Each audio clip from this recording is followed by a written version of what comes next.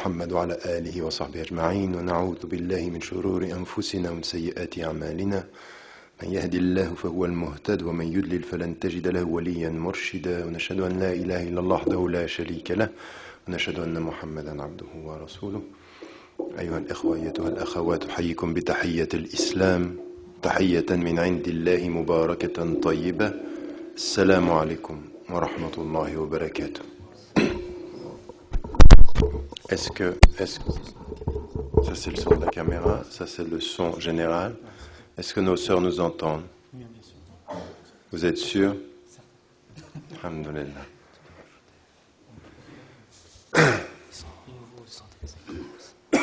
Oui, je sais. Donc je profite également pour saluer nos sœurs. Apparemment, le sujet est d'abord destiné aux sœurs, mais vous allez vous rendre compte que ce n'est pas le cas. Que c'est destiné à nous tous, parce que la question du rôle des femmes dans le travail islamique aujourd'hui, elle concerne nous tous. Elle concerne une communauté de foi, une communauté spirituelle.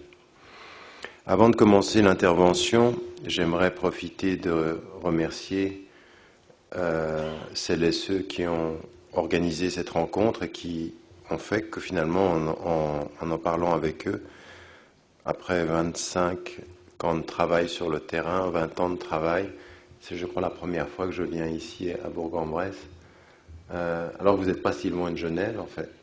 Donc j'ai vécu longtemps et c'est la première fois que je m'arrête, alhamdoulilah, dans votre ville. Et donc je tiens à les remercier de cette invitation en des situations qui ne sont pas faciles et merci à vous d'être là malgré le froid, la difficulté des routes et des chemins. Je sais que beaucoup auraient aimé également être là, mais que le climat a rendu les choses plus difficiles. Ce sera à vous en fait de partager avec eux ce que vous aurez pu entendre, Inch'Allah.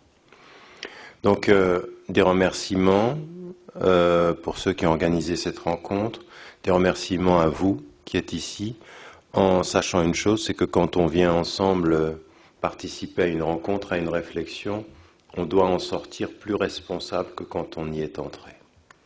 L'utilité d'une telle rencontre, elle n'est légitimée et conséquente que si on a compris qu'on ne vient pas simplement écouter pour passer une heure d'écoute passive, mais une heure d'enregistrement actif.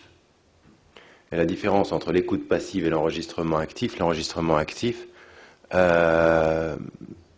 c'est exactement ce qui est dit dans le Coran et qui nous est rapporté, c'est-à-dire que quand on entend la parole, on en suit ce qu'il y a de meilleur et que l'on agit à la lumière de ce qu'il y a de mieux dans la parole qu'on a entendue. Donc, avant d'entrer dans le vif du sujet, simplement vous rappeler, parce que c'est quelque chose que je fais partout, et de bien comprendre une chose. Vous vivez aujourd'hui en tant que Français de confession musulmane une situation qui n'est pas du tout facile. La pression psychologique est permanente. Elle est permanente, on passe d'un sujet à l'autre, c'est systématiquement pareil. Tout à l'heure, on discutait avec un de nos frères de Secours Islamique, Islamic Relief, qui avait visité les prisons et qui disait quel était l'état des prisons et combien de la population, qui est la population qu'on appelle d'origine immigrée ou des musulmans, sont en train aujourd'hui de remplir les prisons de France. On nous annonce des chiffres qui sont de l'ordre de 35%, et effectivement j'ai entendu d'autres chiffres qui mettent en évidence qu'il y a sans doute plus de pourcentage que cela. En tout cas dans certaines régions c'est bien plus. Et c'est la preuve qu'on vit dans une situation sociale qui est un vrai problème, qui n'a rien à voir avec la religion, mais qui a à voir avec le tissu social et la façon aujourd'hui dont on a laissé des espaces, on a laissé des ghettos se créer dans ce pays, et ensuite on culturalise la question. On en fait une question islamique, une question religieuse. Et ensuite s'ajoute à cela, effectivement, tous ces débats que vous avez aujourd'hui autour de l'identité nationale, dont le monde vient de nous apprendre que finalement, la très grande majorité des contributions tournent autour de l'immigration, l'islam et les musulmans. Et ça, c'est vraiment très important. Au moment où on commence une rencontre autour des activités islamiques, de comprendre où vous vivez. Une activité n'a de sens que si elle sait dans quel environnement elle s'inscrit. En d'autres termes, le prophète, sallallahu alayhi wa sallam, quand il est à la Mecque et qu'il commence son travail, tout son travail au départ est déterminé par l'environnement dans lequel il est. D'ailleurs, c'est tellement vrai que l'environnement dans lequel il est basé avec lui sur la confiance.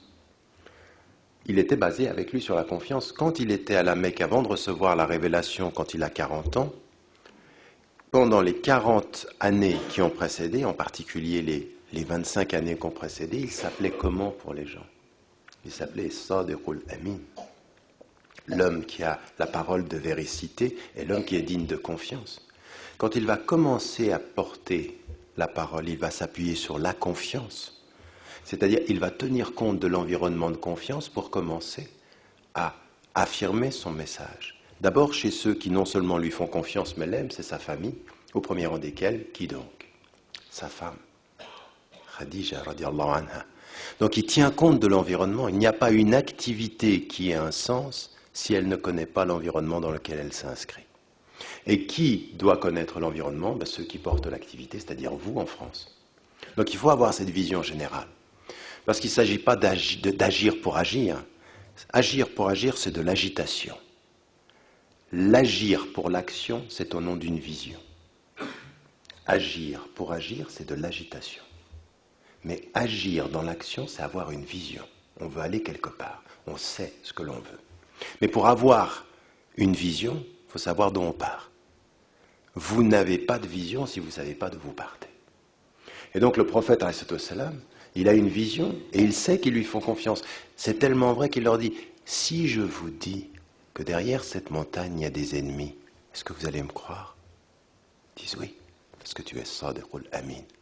Il s'appuie sur leur confiance pour leur dire, sachez que ce qui fait que vous avez confiance en moi pour les questions de la terre et de l'armée, c'est ce qui doit rester pour que vous me fassiez confiance pour ce qui est la ilaha illallah, le tawhid et le fait qu'il y a une vie après la vie.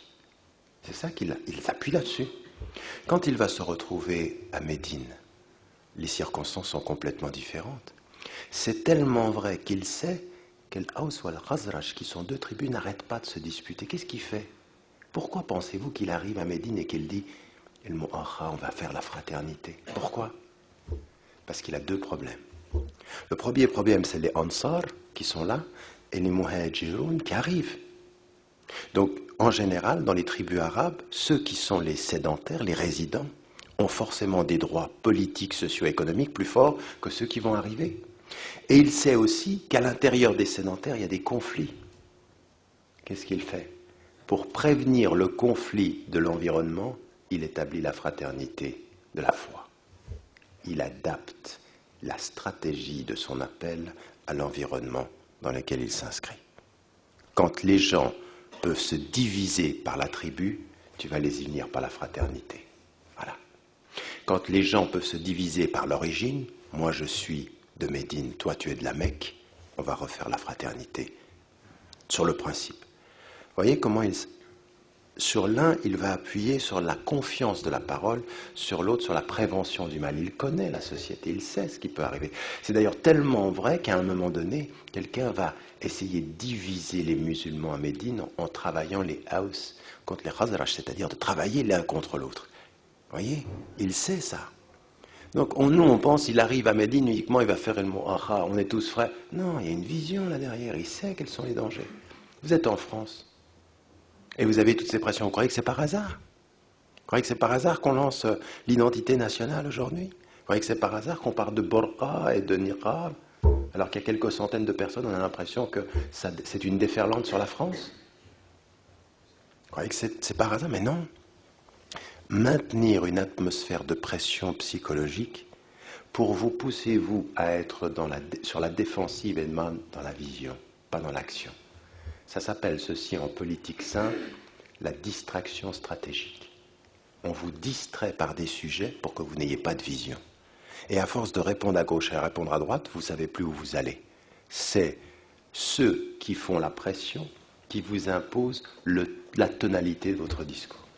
Raison pour laquelle, comprenez bien,